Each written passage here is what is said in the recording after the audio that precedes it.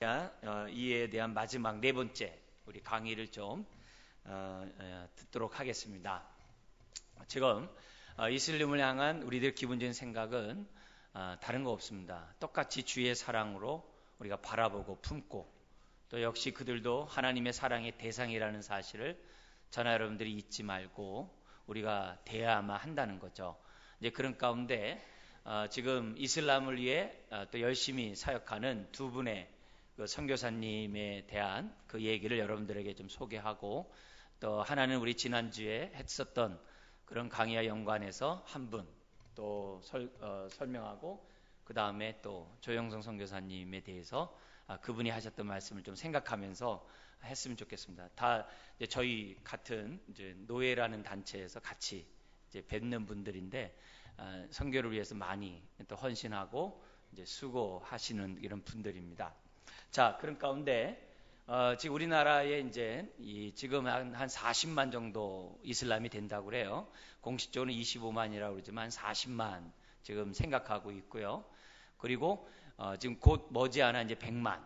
근데 실질적으로 이제 이주 노동자 이런 사람들을 생각한다 보면 상당히 사실 많은 숫자입니다. 이제 그리고 그 사람들이 이미 50년 전에 6.25 때 뿐만 이 땅에 와가지고 물론 그 전에서부터 있었으나만 6.25 전쟁 이후로 우리나라에서 이제 터를 잡고 이제 많은 이제 선교 사역을 하고 있고요. 그리고 이미 이제 5년 전에 50주년을 맞이해서 지금 우리나라가 이슬람 국가가 되고자 하는 그들의 어떤 계획 그리고 거기에 따라서 지금 우리나라에게 이제 그런 포교 활동을 하고 있습니다. 근데 그들의 전략이 우리가 알고 있는 것처럼 이제 IS나 이렇게 급진적인 그런 사람들의 방법처럼 하지 아니하고 상당히 은밀하게 문화적으로부터 접근해서 출판에서부터 또 정치적으로나 여러 상황에서 은밀하게 지금 우리나라에서 영향력을 끼치고 있고 더구나 막대한 그 석유 자본을 가지고 우리나라에 지금 조금씩 발을 들여놓을 뿐만 아니라 많은 효과를 보고 있는 것이 지금 현실입니다. 그리고 현 정부도 지금 이슬람과의 제2의 중동의 붐을 기대하면서 그들의 어떤 그 음식, 그들 먹는 음식을 우리나라에서 수출하기로 가결했다고 했지만 경제적으로는 이익이 있을는지 모르지만 그 음식을 위해서 이슬람의 이맘들, 이제 거기 이제 사역자들이죠. 그런 사람들이 합법적으로 들어오게 됩니다. 그러면 이제 점점 더 이제 세지는 그런 성향이 우리나라에 있다는 거죠. 그래서 뭐 불신자들이야 뭐 알겠습니까? 돈 벌면 되죠. 그렇지만은 이제 우리들의 입장에서 또 영혼을 구원해야 되는 입장에서 보면 또 쉽지 않은 그런 부분이기도 합니다. 그리고 지금까지의 기독교 국가였던 비잔틴 문화 이런 것들이 다 지금 무슬림이 됐잖아요. 그리고 유럽에서도 약 5,400만 정도의 이슬람 사람들이 있대요. 그러니까 굉장히 많은 숫자죠. 이제 그런 걸 보면은 우리가 이제 먼 나라 얘기가 아니다. 왜냐하면 10시간 정도 떨어지는 지금 이 중동이지만 그렇게 멀지 않다. 그리고 우리 청년도 지금 거기 가서 간호사로 있잖아요. 멀지 않습니다.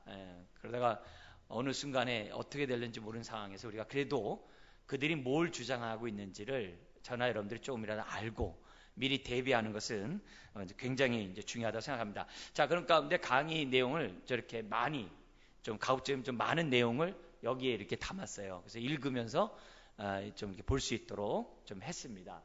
자, 그래서 우리 다음 페이지 한번 볼게요. 그들에 대한 우리의 생각 가운데 우리가 좀 가질 게 뭐냐면 그들이 중동에 있는 사람들이 다 이스마엘의 후예라고 생각하면 안 돼요. 이스마엘의 후예라고 생각하는 순간에 어떻게 돼요? 이삭과 이스마엘의 대립 관계가 돼요. 그래서 오늘날 중동과 서구 기독교와의 대립과 싸움을 단순히 어떻게 돼요? 최근에 있는 게 아니라 이미 오래전 아브라함 때서부터 있었다라고 얘기하게 되기 때문에 굉장히 위험해요. 굉장히 위험합니다. 그리고 사실 터키의 가장 큰 국가였던 오스만 그 제국이 지금 다 뭐예요? 쿠르드족이거든요.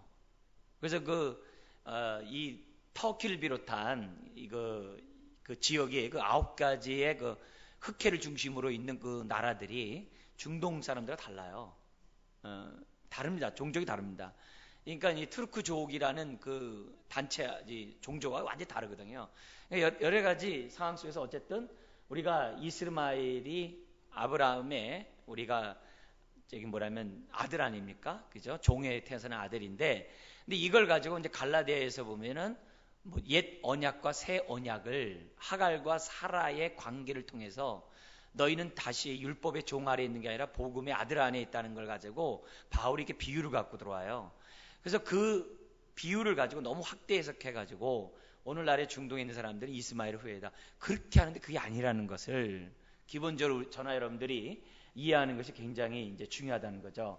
그래서 자칫 잘못하면은 마치 그 당시 이삭과 이스마엘의 싸움이 있는 것처럼 지금 아랍과의 이런 투쟁 관계, 이런 대결 관계로 이슬람을 우리들이 오해할 수 있다는 거죠. 그리고 사실 코란에 보면은 아브라함이 모리아산에서 제단을 바쳤던 그 아들이 이삭이 아니에요. 이스마엘이에요. 그러니까 둘 중에 하나는 잘못된 거잖아요. 그죠? 그들은 이스마엘을 바쳤다고 그래요. 둘 중에 하나 잘못됐단 말이에요.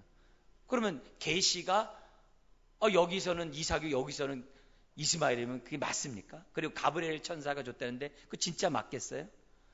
아니죠. 그러니까 지난주에 살펴봤던 것처럼 칼빈이나 이슬람을 연구한 사람들이 하는 얘기가 뭐냐면은 기독교 이단이라고 얘기하는 거예요. 왜 그런 말을 했는지를 이제 생각해 보셔야 된다는 거죠. 다음 페이지 보죠. 그 다음도 볼게요. 다음 여기 보면 레바논, 시리아, 이집트, 요르단, 리비아인들은요 이스마엘이 태어나기 전부터 이미 있었던 종족이라는 거죠. 벌써 이스라엘 때 동쪽에 있는 모압, 암몬뿐만 아니라 저 북쪽에 아람 이런 사람들이 다 지금 무슬림들이잖아요. 그런 사람들이 이미 이스마엘 태어나기 전부터 있었던 하나의 종족이었다는 것을 우리들이 좀 이해하는 것이 좀 필요합니다. 다음 페이지 보죠. 그 다음에 우리가 이제 두 번째 우리가 좀 생각해야 되는 것이 뭐냐면 이슬람에 대한 기본적인 그 무지가 우리들에게 너무 많아요. 이슬람 잘 모르거든요.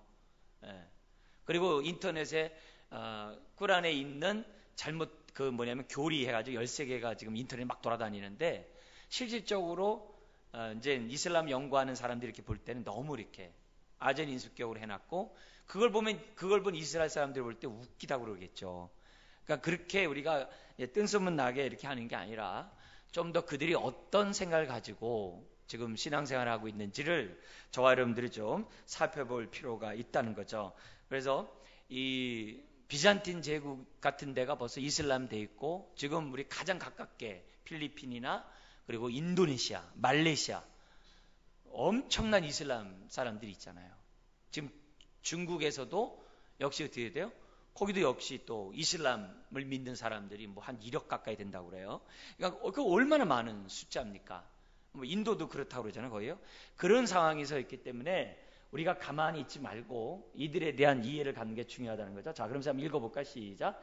2차 세계대전 이후에 무슬림들이 유럽에 정착하기 시작했을 때 교회는 그들을 위한 선교 전략을 세워야 했다는 거죠. 왜? 값싼 노동력으로 들어왔거든요. 지금 우리나라에도 노동력 들어온 것과 똑같습니다. 그러니까 2차 세계대전 전후 복구를 위해서 많은 노동력이 필요했는데 그때 아랍 사람들을 많이 받아들였다는 거예요. 자, 두 번째 읽어보겠습니다. 그러나 이슬람에 대한 무관심으로 일관하다가 교회가 변하여 이슬람 사원이 되고 수천 개의 이슬람 사원이 세워지는 것을 보면서 비로소 이슬람에 대해 관심을 가지기 시작했다는 거예요. 그러나 이미 그렇게 했지만 이미 너무 많은 5,400만 정도의 많은 사람들이 지금 뭐냐면 유럽에 거주하게 되는 어마어마한 숫자죠. 그리고 그들은 뭐냐면 다산 정책이기 때문에 그들의 정책 가운데 하나가 결혼해가지고 많은 자식을 낳는 거 아니에요? 그것 때문에 지금 엄청난 많은 인구가 지금 유럽에 있다는 거죠. 다음 보죠. 세 번째는 뭐냐면 아직도 무슬림에 대한 심리적인 원수 상태가 이 뭐냐면 서구 기독교에 있어요. 근데 우리도 기독교를 믿다 보니까 은연중에 어떻게 돼요? 그 따라가는 그 모습이 없잖아 있는 거예요. 미국에서도 부시 정권이 믿고 있는 부시 대통령이 믿고 있는 그 기독교는 굉장히 근본적인 기독교에서도 아주 근본적인 종교를 우리들이 이렇게 치부를 하거든요. 근데 그 근본적인 그 종교를 갖고 있는 그것이 마치 지금 어떻게 돼요? 무슬림들은 뭐냐면 기독교인 줄 알거든요. 그러다 보니까는 이 아직도 십자군 전쟁이 끝나지 않는 그런 분위기 속에서 세계가 좀 돌아가요. 특히 미국에서 시오니즘의 제 영광을 구하는 많은 유대 미국인들이 지금 정치적으로나 경제적으로나 문화적으로 지금 미국을 거의 잡고 있잖아요. 그 사람들이 중동을 향한 그 어떤 그런 매파라고 그러거든요. 그러니까 중동을 향한 그 싸움, 전쟁에 대한 그 기본적인 생각을 갖고 있기 때문에 지금 세계가 지금 굉장히 지금 이 복잡한 가운데 있거든요. 거기에 기독교가 지금 도매금으로 그냥 다 넘어가 있기 때문에 우리가 이런 부분에 있어서 기독교에 대해 우리들 자신도 심리적인 그런 원수 상태로 갖는 이런 모습은 이제 바람직한 모습이 아니라는 거죠. 자, 그래서 두 번째 한번 읽어볼까요? 시작. 그 후로도 약 1400년 동안 중동 이슬람과 서구 기독교는 언제나 갈등 관계였다. 약 200년 동안 계속된 십자군 전쟁 이후 오스만 투르크의 술레만 대제는 유럽을 공략해. 그래서 뭐냐면 이제 터키가 생겨난 거 아니에요? 그죠? 다음 페이지 한번 보죠. 자, 그 다음도 한번 보겠습니다. 자, 이단으로서의 어떤 이슬람에 대한 얘기입니다. 왜 우리가 기독교 이단이라고 얘기하는가? 토마스 아퀴나스 이 중세 신학자거든요. 이 사람이나 그 연구했던 요하네스나 이 사람이 이슬람 군주 1세 때 재무장관 했던 사람이 자녀거든요. 그 사람이 연구해 볼 때 이 사람은 어떻게 되면은 이슬람을 이단을 간주했다는 거예요. 다음 페이지 한번 볼게요.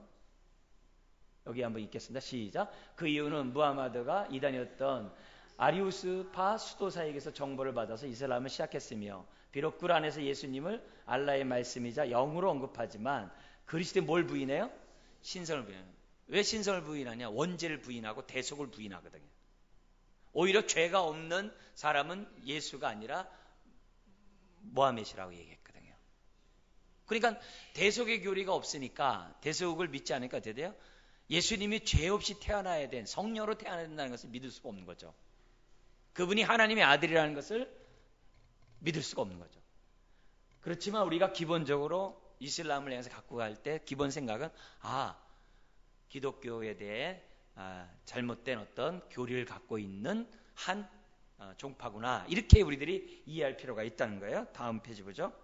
성교, 요 다음도 볼게요. 다섯 번째, 성교를 무시한 이제 교회의 책임을 좀 오늘날 좀 해야 되는데, 이슬람 성교의 아버지라 불리는 사무엘 치모의 기록에 의하면 1930년에 전 세계 이슬람 인구가 2억 300명이었는데 무슬림에게 복음을 전하는 선교사가 28명밖에 없었답니다. 그 당시에.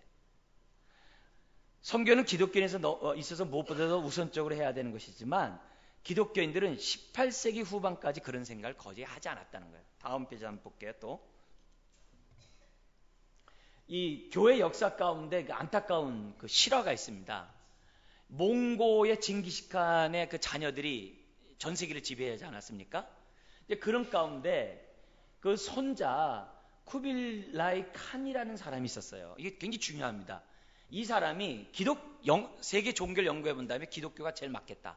제국을 통치하는 데 있어서 기독교야말로 좋은 우리에게 이 정치적 기반을 줄 것이다. 이렇게 결정해가지고 이 칸이라는 사람이 뭐냐면 예수님을 믿게 됩니다. 그리고 요 밑에 한번 읽겠습니다. 쿠빌라이 칸은 원나라를 통일하는데 종교의 필요성을 느끼고 학자들로 하여금 5대 종교를 연구하게 했다. 그 중에서 기독교를 선호하여 당시 교황에게 몇 명이요? 100명의 선교사를 보내달라고 마르코 폴로 우리 아시죠? 그죠? 동방 여행해가지고 기록했던 그 역사가 있잖아요. 탐험가. 그 사람을 통해 요청했어요. 근데 다음 보면요. 근데 천주교에서는 로만 캐톨릭은 그걸 거절해요. 그리고 20년이 지난 뒤에 1289년 교황이 어떻게 돼요? 선교사 2명을 보냈는데 너무 먼 사막길을 지나가면서 어떻게 돼요? 한 명이 죽어요. 근데 그 사이에 불교가 그 자리를 차지하고 몽고가 오랫동안 지배된 중앙아시아는 그 다음에 이슬람 국가가 돼요. 그리고 원나라 때 교회가 굉장히 왕성했었어요. 근데 그 교회라는 이름을 교회로 쓰지 않고 절사자로 다 써버렸어요. 그래가지고 그쪽 지역에 가면은 지금 뭐냐면 교회 흔적이 다 절로 돼 있다가 이제 사자로 써놨다가 나중에 어떻게 돼요? 교회가 불교와 이렇게 융합되는. 요즘 우리나라에서 이렇게 뭐 진시황의 무덤이 발견돼가지고 여행들 가잖아요. 그쪽 지역에 가면은 그런 문헌들이 많아요. 그리고 좀 더 부연 설명한다면은 당나라의 당태종이 기독교인이었어요. 근데 그가 믿었던 종교가 경교였어요. 경교. 그 경교는 아까 얘기했던 이단인 아리우스가 파문을 당했던 그 이단이 무슬림에게도 영향을 줬을 뿐만 아니라 그들이 어디에요? 먼저 당나라에 가가지고 당태종을 전도를 해요. 그래서 당태종이 뭐냐면 경교를, 우리 이제 한자로 경교라고 그러거든요. 그 경교를 갖다가 자기가 어떻게 믿으면서 자기 황제가 있는 거기다가 뭐냐면 교회를 세워놓습니다. 우리 거기서 신앙생활을 했던 사람이에요. 그러니까 우리가 생각하지 못하는 그 시절에 이미 뭐냐면 기독교가 당나라도 이미 황제가 믿을 정도로 왔었고, 아까 원나라에서도 역시 있었단 말이에요. 근데 정통 교리가 아니고 잘못된 교리가 들어가다 보니까 자연스럽게 어떻게 돼요? 삶의 문제가 있겠죠. 그때 이제 김춘추나 이런 우리 사람들이 어떻게 돼요? 유학가에 있고 당나라에 있을 때 기독교에 접했을 수밖에 없었다는 거죠. 어쨌든 그런 우리가 잘 모르는 그런 역사적인 어떤 백그라운드가 어쨌든 있습니다. 그때 어쨌든 못함으로 인해 가지고 지금 선교사를 보내달라고 했음에도 불구하고 보내지 못함으로 인해서 원나라가 기독교가 될 수 있는 오리지널, 올바른 이제 기독교가 될 수 있는 그런 기회가 있음에도 불구하고 놓치는 안타까운 일이 있었다는 거죠. 이게 뭐냐면 선교에 대해서 무시했던 그런 교회의 책임이라는 거죠. 다음 페이지 한번 볼게요. 6번째. 그러면 이슬람의 알라와 기독교의 하나님 같은가? 여기에 대해서 국민일보 조사를 했어요. 목회자들과 기독교인들의 24.3%가 같은 신이라고 답했어요. 왜? 모르니까. 이슬람에서도 이슬람의 알라와 기독교의 하나님 같다고 그들 또한 주장하고, 우리나라의 꾸란을 번역했을 때 알라를 하나님을 다 바꿔버렸어요. 그래서 왠지 모르게 이렇게 익숙하게 번다는 거죠. 그러나 읽어보겠습니다. 시작. 그러나 만일 이슬람의 알라와 기독교의 하나님이 같은 신이라면 이슬람을 믿어도 구원을 받을 수 있다는 이야기가 된다는 거죠. 그렇지만 그게 아니라는 것을 이제 우리에게 보여줍니다. 다음 볼까요? 꾸란의 알라는 자연신앙적인 신이에요. 우리가 하는 인격적이고 야곱을 만나주고 베드로를 만나주고 하는 그런 신이 아니에요. 정통 이슬람에서는 알라와 인간 사이에 인격적인 교제가 안 나타나요. 딱 규정되어 있어요. 삶이 운명처럼. 그리고 심지어는 어떻게 돼요? 구원받는 거 죽어봐야 안다고 그래요. 그렇게 딱 있고 있는 알라와 우리가 믿는 하나님에는 인격적인 모든 차이가 있다는 거죠. 근데 반면에 성경 하나님은 끊임없이 인격적인 관계를 갖죠. 그리고 꾸란의 알라는 모든 것을 에워싸고 있지만 성경의 하나님은 인간과 함께 하시며 성령을 통해 인간과 내주하신다고 하고 있어요. 그러니까 기본적으로 우리가 믿는 하나님과 알라는 달라요. 밑에도 한번 읽어볼까요? 시작. 꾸란의 알라는 인간과의 관계가 주종관계다. 반면에 성경의 하나님은 인간과의 관계가 부모 자식 간의 관계라고 얘기하고 있죠. 다음 페이지 볼게요. 그 다음도 읽어볼까요? 시작. 꾸란의 알라는 삼위일체를 부인한다. 알라는 셋 중에 하나라 말하는 그들은 분명 불신자라. 알라 한 분 외에는 신이 없거늘 만일 그들이 말하는 것을 단념치 않는다면 그들 불신자들에게는 고통스러운 벌이 가하게 지리라. 이렇게 돼 있단 말이에요. 꾸란에 삼위일체를 믿지 않단 말이에요. 그러니까 우리가 믿는 하나님이 벌써 아닌 거죠. 다른 거죠. 그러나 성경의 하나님은 삼위일체 하나님을 말하고 있죠. 자, 다음도 보죠. 자, 그 다음 보세요. 무엇보다 꾸란의 알라는 아들이 없다고 주장하며 예수 그리스도를 부정해요. 그러나 우리는 하나님의 아들을 우리는 믿고 있죠. 그래서 예수를 하나님의 아들을 부르는 것은 이슬람에서도 신선 모독에 해당해요. 그러나 성경의 하나님은 예수 그리스도가 하나님의 아들이라고 얘기하고, 만약 그것을 부정하면 뭐라고 그래요? 요한일서에서는 적그리스도라고 아주 단호하게 설명하고 있어요. 그리고 꾸란에서는 예수를 선지자로 보고 있기 때문에 예수님이 십자가 못 박아줬을 때 죽은 사람은 예수가 아니래요. 다른 청년이 대신 죽었다라고 얘기를 해요. 그러니까 벌써 대속의 교리가 안 믿다 보니까 그런 얘기들이 나오게 된다는 거죠. 다음 보죠. 그리고 따라서 꾸란의 알라는 예수 그리스도를 통한 속죄를 부정해요. 꾸란의 구원관과 성경의 구원관은 달라요. 왜냐하면 그들은 행위 종교고 우리는 대속의 종교잖아요. 따라서 알라는 성경의 하나님이 될 수가 없는 거죠. 왜? 비슷하게 해가지고 사람으로 하여금 미혹해 한다는 거죠. 다음 보죠. 7번째, 라마단 기간에 무함마드에게 나타난 천사는 그러면 성경의 가브리엘 맞는가? 똑같은 이름을 쓰고 있는데 아니다 이거죠. 자, 그래서 이슬람에서는 라마단을 성스러운 달로 여기고 이 라마단 제 27일에 천사 가브리엘이 무함마드에게 꾸란의 계시를 주었기 때문에 그들은 뭐냐면 라마단 이 절을 지키고 있습니다. 그런데 꾸란 96장에 나타난 계시에 대한 기록을 보면 무함마드는 가브리엘이 자기에게 계시를 주었다라고 말하진 않아요. 무함마드는 메카에서 14년 동안 계시를 받았을 때 가브리엘에게 받았다는 말을 한 번도 쓰지 않고 말년에 2번 썼대요. 근데 가브리엘로 믿음으로 인해서 우리 정통 기독교를 이제 몰아내는 거죠. 더구나 그가 영향받았던 아리우스 이단은 삼일체를 부인했던 자거든요. 아다나시우스 파에 의해서 뭐냐면 제거됐던 그 이단이 지금 그 당시 모하멧이 있었던 그 지역에 거주했었고 영향을 줬다는 거예요. 다음 페이지 보죠. 그래서 무함마드는 첫 번째 계시 때 자신에게 찾아와 두려움을 가져든 영을 악령으로 해서 처음에 시작했대, 생각했다는 거예요. 그리고 꾸란과 성령에 의하면 무함마드가 계시를 받을 때 나타난 한 영을 뭘로 했어요? 진으로 표현했어요. 진이 뭐냐? 여러분 아라비아 나이트 영화 보셨죠? 이렇게 흔들면 누가 나타나가지고 도와줬던. 그래서 아라비아 나이트 요술 램프에서 나온 램프를 문제 나타내 소원을 들어주는 그런 존재를 진이라고 했거든요. 그래서 자기에게 해준 사람이 뭐예요? 가브리엘이 아니라 그 진이었다라는 거죠. 다음 보죠. 이 진이라는 존재는 성경에 없죠. 꿀에만 나오는데 중동과 아랍 지역에서는 거의 모든 사람의 생활 속에서 진의 존재와 그 역할을 다 뭐예요? 두려워하고 있어요. 만화 영화로 이렇게 재미나게 했지만 그렇다 그죠? 이슬람에서 무함마드에 나타난 영이 성령이며 성령을 가브리엘이라고 그들은 뭐예요? 오해하고 있다는 거죠. 다음 페이지 보죠. 8번째. 기독교는 이슬람은 타종교인가 기독교 이단인가? 우리가 보면요. 꾸란은 구약의 60%, 신약의 67% 내용을 그대로 갖고 들어와 있어요. 그래서 꾸란을 읽다 보면 성경과 굉장히 비슷하단 받아요. 왜 그랬을까? 당시 무함마드 당시에 중동은 비잔틴 기독교 국가였거든요. 그런 영향이 암암리에 있었다는 거죠. 다음도 보죠. 그래서 많은 이단들은 비잔틴 제국에서 살지 못하고 아라비아 반도로 어떻게 돼요? 피신하게 되죠.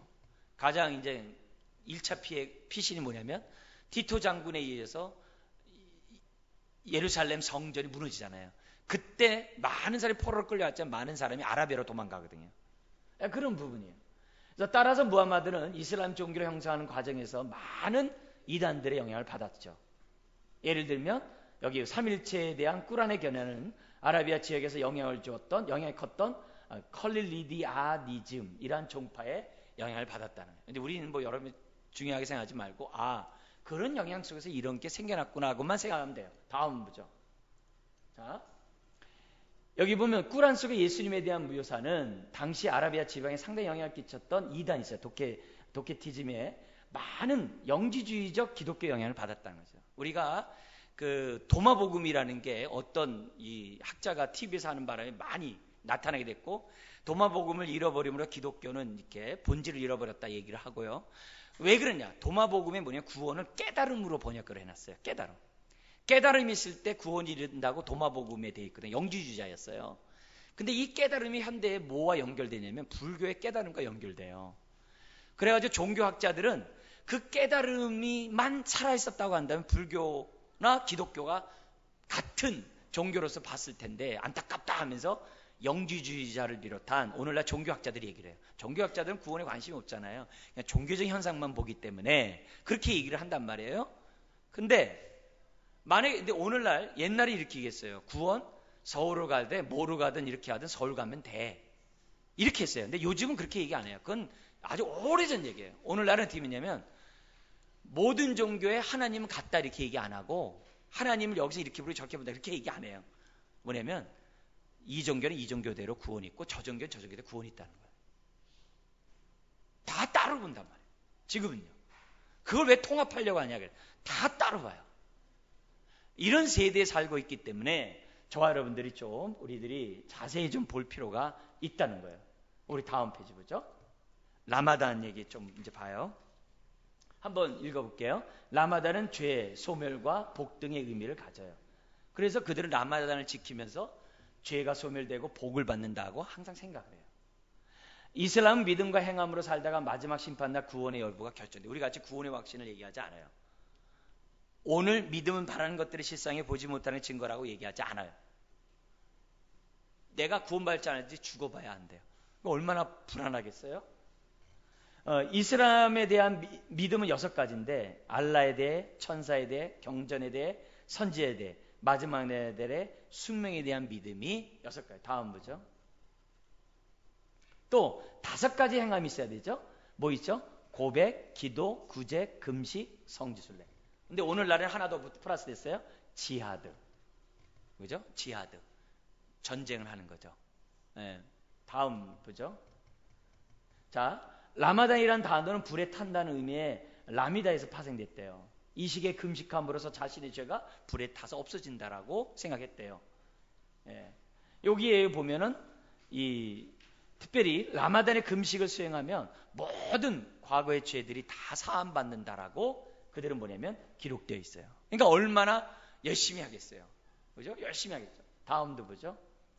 자, 이런 가운데 이제 조용성 선교사가 이분이 뭐라고 얘기하냐면 지금까지 제가 얘기했던 것은 가장 기본적인 기억 니은 디귿이고 지금까지 관점에서 만약에 이슬람을 대하면은 그런 정도의 지식을 가지고 대하면 100점 100패 한다는 거예요.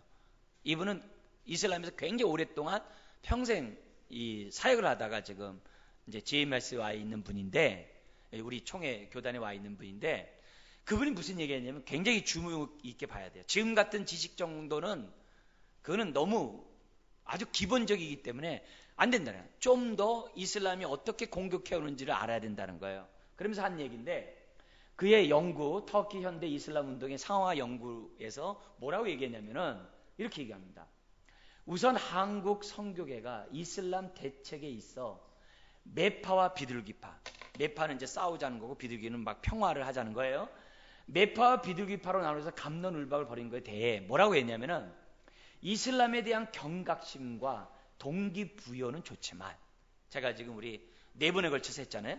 경각심, 동기부여는 좋지만 복음의 수용적인 면에서 기독교와 이슬람 간의 불필요한 갈등과 괴리감만 오늘날 생겼다는 거예요. 그 정도 지시를 갖고 돼 있다가는 섣불리 돼 있다가는 다음 보죠. 그런 논리로 이슬람에 접근하면 수면 위에 떠 있는 이슬람만 논하는 근시안적인 방법이라는 거예요. 그래서 그 종수석 교사는 뭐라고 했냐면은 그 밑에 한번 읽어볼까요? 시작. 수면 밑에 있는 현대 이슬람 운동에 접근해 무슬림의 실체를 알고 대안을 마련하는 것이 중요하다. 피상적인 거 하지 말고 실체를 보자. 자, 그러면서 다음 보세요. 뭐라고 얘기하냐면은 40년간 현대 이슬람 운동을 뭐냐면 시도한 이 귤렌이라는 사람이 현대 이슬람 전파에 대한 이해와 대안 전력을 소개하면서 뭐라고 얘기하냐면은 이렇게 돼 있어요. 동남아시아, 중동, 북아프리카에서 현대 이슬람이 주르고 있는 상황에서 현대 기독, 과거가 아니라 현대 기독교 풀어야 될 과제는 밑에 근본주의 이슬람의 영향이 아니라 현대 이슬람의 영향이라는 거예요. 근본주의자들은 막 지금 IS 같이 또 막 하고 막 전쟁도 하고 막 한 손에 꾸란 한 손에 칼 막 이렇게 하는 저건데 그거 아니라는 거죠. 그건 너무 지엽잖아요. 거기에 너무 현혹되지 말라는 거예요. 현대 이슬람의 영향이 너무 크다는 거예요. 특히 우리나라. 다음 보죠. 구체적으로 조선교사는 현대 이슬람의 사상적 틀을 이 말이 굉장히 중요해요. 종교와 신앙보다는 과학과 이성의 우위를 두고 접근해요. 그래서 이슬람 자본을 가지고 송도에 막 대학을 세우고 병원을 세우고 막 막대한 돈을 주고 막 이런 게 그러니까 종교와 신앙으로 접근 안 해요. 지금 알라를 믿으라 이렇게 얘기 안 해요. 과학과 이성의 우위를 두고서 계속 접근해요. 그리고 정치 영역에서 종교를 완전히 배제해요. 완전히 배제하고 개인의 자율성을 강조해요. 너는 너 종교 믿고 나 안 나가고 아주 자율성을 줘요. 심지어는 뭐냐 강요도 안 해요. 겉으로. 그리고 제도적인 측면에서 뭘 지향해요? 자본주의를 지향해요. 그래서 사실 터키 이슬람하고 지금 사우디아, 이라크, 이란의 이슬람하고는 완전히 달라요. 완전히 다릅니다. 심지어 터키는 벌써 초대 국부라고 하는 사람은요, 이슬람을 버리고 자본주의를 선택하자라고 국부가 했었던 사람이에요. 지금 정권이 바뀌어서 이렇게 됐지, 이 사람들 굉장히 자본주의 하는 사람. 벌써 이미 달라요. 왜요? 종족이 다르거든요. 그들은 투르크족이고 이쪽은 이 아랍 사람이고 완전히 종족이 달라요. 터키하고 사우디나 이라크하고 이란은 완전히 다릅니다. 어쨌든 근데 지금 우리나라가 조심해야 될 게 뭐냐면, 그런 IS 막 이런 것도 있겠습니다만, 작년에 국정원이 이 비자를 발급 안 해주고 축출한 사람이 54명이었대요. 이 근본주의 이슬람 사람들이 우리나라에서 이렇게 못 오게 하거나 축출한 사람이 54명이었다고 그래요. 그러니까 그런 거는 그들이 이렇게 하고, 기본적으로 교회가 생각해야 될 게 뭐냐면 이것을 조심해요. 지금 무슬림의 그런 음식 이런 문제도 다 연관되어 있다는 거예요. 다음 보죠. 그러면서 조선교사는 또 현대적 무슬림은 서양의 기독교 윤리, 이성과 철학과 유배되지 않고 동질성을 또 갖고 있어요. 그리고 기독교의 핵심 진리를 또 갖고 있잖아요. 아까 얘기했던 것처럼 성경의 67% 정도가 성경을 갖고 있잖아요. 차용해 기독교인들보다 사회 속에서 영향력을 미치고 있으며, 왜? 석유 돈이 너무 많잖아요. 이에 대한 경각심과 기독교 가치의 실천적 삶이 우리에게 필요하다는 것을 염두에 둬요. 다음 보죠. 자, 그래서 마지막 우리 나가는 말을 한번 볼게요. 오늘날 우리 사회에서도 외국인의 유입과 한국인의 개종을 통해 이슬람이 민물처럼 차오르고 있어요. 지금 40만 정도 된다고 그래요. 그리고 한국의 무슬림은 약 25만이고 비공식 40만 헤아리고 있고, 오리전 기독교의 그늘진 곳이 이슬람 발성의 태반의 역할을 했듯이 오늘날 기독교의 그늘진 곳이 온갖 이단과 이슬람의 모태가 돼요. 세속화된 기독교로는 이슬람이라는 파도를 막을 수 없어요. 다음 보죠. 자, 이제 교회는 기독교의 본질과 개혁주의의 신앙으로 돌아가야 되고, 오스만 투르크의 그 대제가 유럽을 공략하자 위기의식을 느끼고 이슬람을 연구했던 종교 개혁자들은 이슬람을 하나님의 백성들을 향한 회개 도구로 재해석을 했어요. 이럴 때 우리도 똑같다는 거죠. 마지막 한번 보죠. 같이 한번 읽겠습니다. 따라서 타락했던 중세 기독교를 향해 종교개혁자들은 오직 성경, 오직 믿음, 오직 은혜를 외치가 된 계기가 돼요. 종교개혁의 배경이 된다는 거죠. 그러면서 마지막, 한국에서 이슬람이 급속히 성장하고 있는 이때 기독교인들은 다시 한번 성경으로 돌아가 기독교의 본질을 회복해야 한다는 거죠. 그래서 지금 우리가 무슬림을 위한 30일 기도회를 갖고 있는 거고, 또 우리가 이슬람에 대한 이해를 우리가 좀 살펴봤습니다.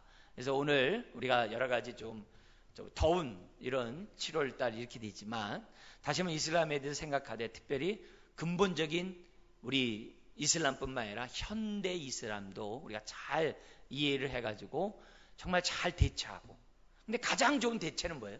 저나 여러분들이 성경에 뿌리를 두고 바른 신앙을 가지고 바른 가치관을 가지고 바른 삶을 사는 것이라고 다시 한번 우리가 말하지 않을 수가 없습니다. 우리가 또 성경학교 지금 무슬림들이 출판을 통해서 아주 친근하게 지금 만화나 이런 것들을 통해 우리 아이들을 지금 접근해 오고 있습니다. 벌써 이미 우리는 진에 대해서 잘 알잖아요. 무슬림의 그 만화 영화 이미 잘 알고 있잖아요. 아이들이 벌써 익숙한 이런 가운데 있잖아요. 이런 가운데 우리 아이들에게 올바른 가르침을 하는 이런 성경학교, 또 수련회들이 또 계기가 됐으면 참 좋겠습니다. 다시 한번 저와 여러분들 기도하면서 우리 깨어있기를 주님 부탁드립니다. 기도하겠습니다. 하나님 아버지, 우리가 이 라마단 기간 동안 무슬림을 위하여 기도하고 지금까지 왔습니다. 아버지 하나님, 우리가 무관심하지 않게 하시고 무지하지 않도록 도와주시고 올바른 우리가 지식 가운데 잘 대처할 수 있도록 우리에게 지혜를 더하여 주옵소서. 머리 숙인 주의 자녀들, 먼 나라 얘기고 나와 상관없는 얘기들이겠지만 그래도 아버지 하나님, 이것이 먼 나라 얘기가 아니라 우리들의 문제, 우리 자녀들의 문제라는 사실을 다시 한번 생각하고 깨어서 바른 진리, 말씀의 터 위에 깊게 뿌리를 내리고 세움을 입는 우리 모든 사람 되게 하여 주옵소서. 믿사오며 예수님의 이름으로 기도드리옵나이다. 아멘. 우리 말씀 생각